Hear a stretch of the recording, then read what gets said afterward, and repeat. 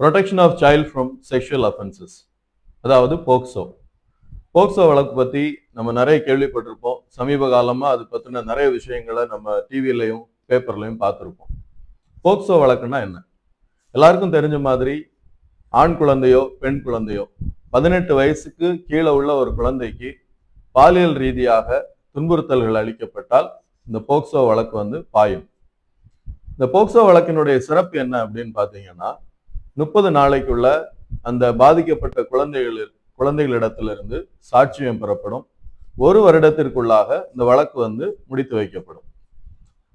இந்த வழக்குல ஒருவர் குற்றவாளி அப்படின்னு தீர்க்கப்பட்டா அவங்களுக்கு என்னென்ன தண்டனை கிடைக்கும் அப்படின்னு பார்த்தோம்னா, சாதாரண சிறை தண்டனையா இருக்கலாம், இல்லைன்னா கடுங்காவல் தண்டனையா இருக்கலாம், இல்லை அப்படின்னா அது ஆயுள் தண்டனையா கூட இருக்கலாம். வழக்கின் தன்மையை பொறுத்தும் குற்றத்தை பொறுத்தும் தண்டனைகள் மாறுபடும்.